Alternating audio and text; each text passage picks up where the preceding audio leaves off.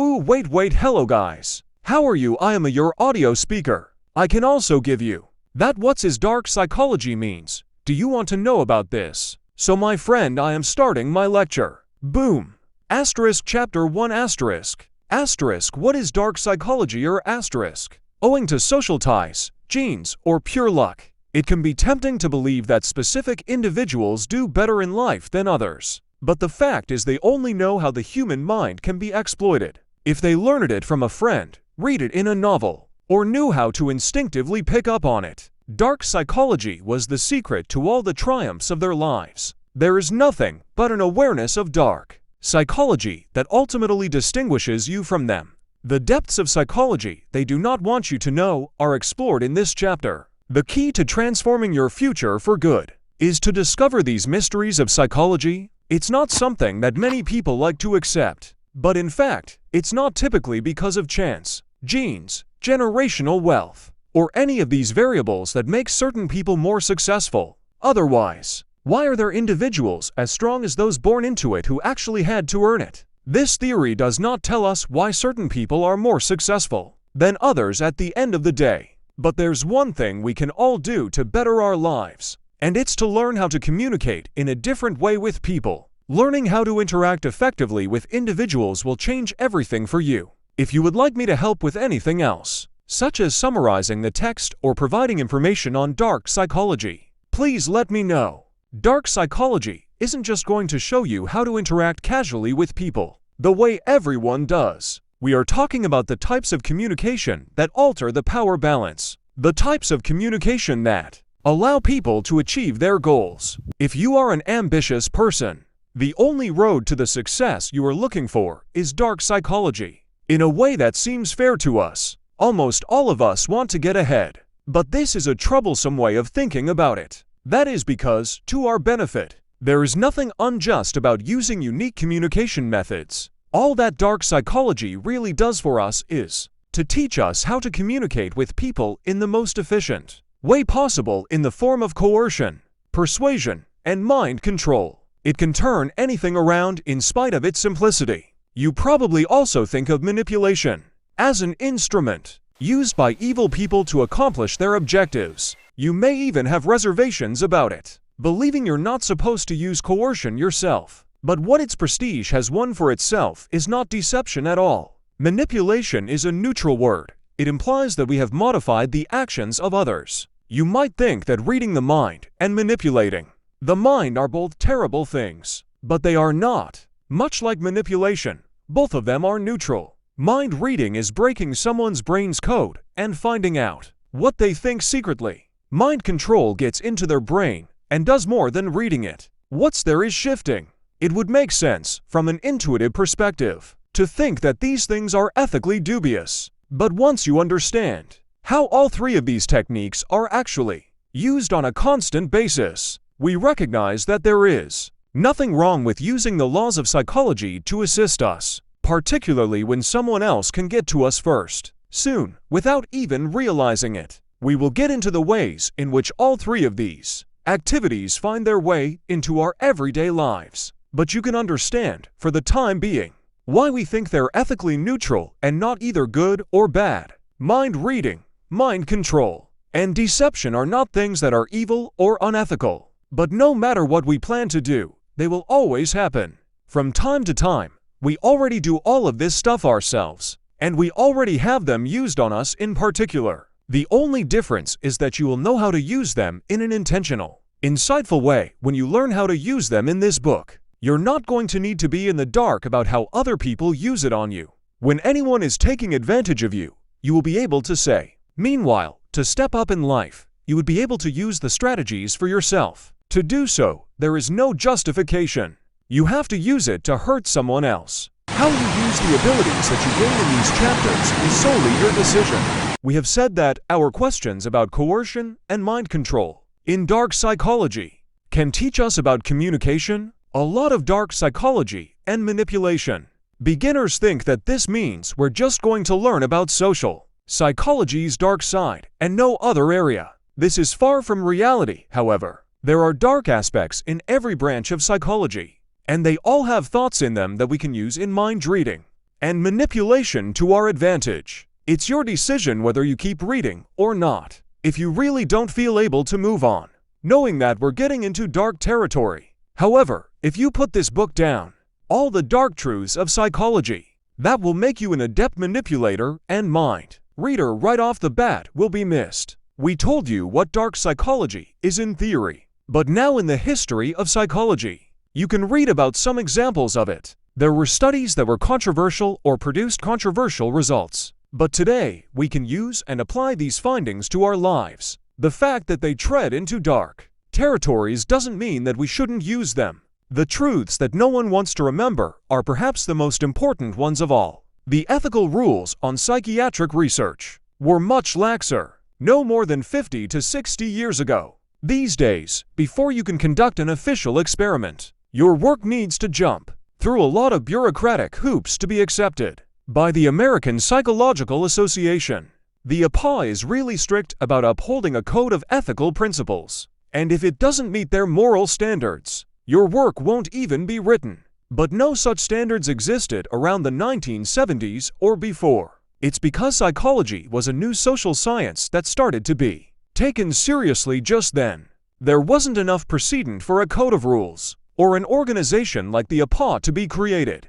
As a result, many of the studies carried out at this time will be deemed to violate far too many ethical rules for the expectations of today. Many of them are not going to be released today, even since they have plenty to teach us about psychology. These studies are still being studied, but the term dark psychology is given to it because of the controversial subject matter and the possible harmful use of this field of psychology. It's time to dig into the real case studies and tests in dark psychology. The first experiment of our kind dates back to 1939. A group of orphans from a foster home followed, all of whom had impediments to speech. A house of orphans was sorted into two distinct groups by the psychologist. One of the orphan groups went to live in a nurturing community. In science research, if you don't already know the terms, when you give different conditions to two groups, there are different words for each group. The control group is called the group that goes through normal conditions. We use the control group to compare it against the other group and see whether there was some measurable difference between the groups as a result of their setting.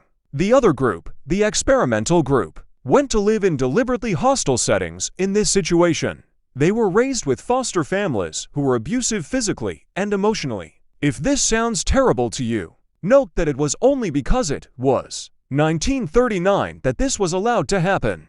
The APA did not even exist yet, so there was no one to warn the scientists that this experiment was not supposed to be performed. It shows us a lot, considering how bad this therapy was. And that sums up dark psychology quite a bit. You see, when the psychologists looked at the differences between the control group that lived in a positive atmosphere and the pessimistic study group, the children of the two groups noticed something completely different. At the beginning of the analysis, both groups of orphans had a large number of kids who had speech impediments. Control group either did not improve their speech or improved marginally. However, in the negative environment, the orphans in the experimental community did not improve. They got worse overall. In the experimental group, the average verbal scores for the orphans were substantially lower than the mean scores for the orphans in the control group. This shows us our first dark psychology lesson. There should be no underestimation of the influence of our social climate. With children, of course, this is especially true, but the impact on adults of the social setting is also profound. This causes us to be sad when we feel like we don't belong, not to be our best. It makes us feel like we don't have to offer something, and we don't even see the point of doing anything.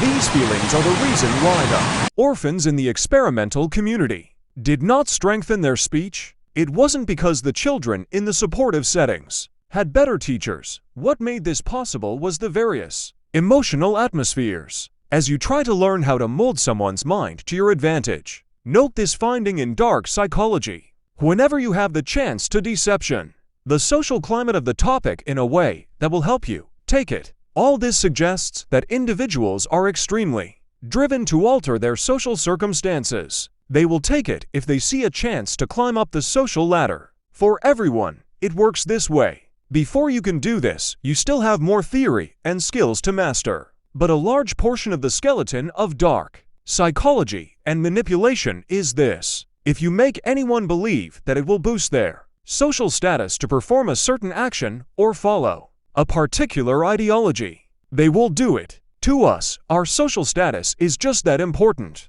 Our social lives are, as human beings, among the most important things for us. In fact, alongside water, food, shelter, our need to belong.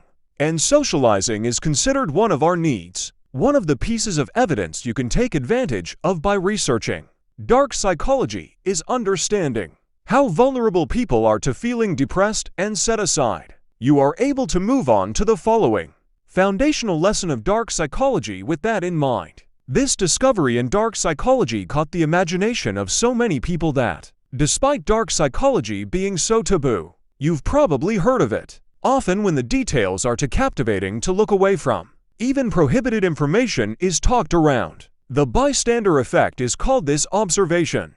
Another case includes this field of dark psychology that shows us the importance of social forces. Essentially, it is the well-supported belief that people are going to watch something bad happen to others and not do something.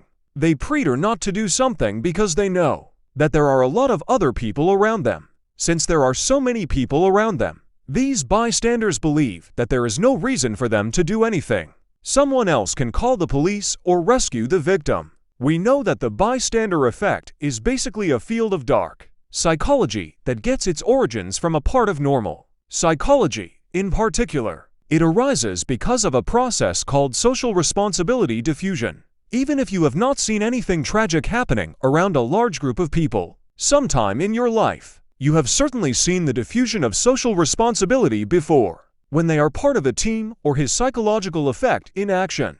For instance, when you are part of a team, you might see the ball coming your way, but you see that 3 of your teammates are with you, thinking one of them is coming to get the ball. You're going to back off and get ready for the next step of the game. The 4 of you, however, have the same feeling, and no one claims the ball. The other squad ends up with it. You get a general idea. It helps us feel less guilty for doing it ourselves when we believe other people are going to do something.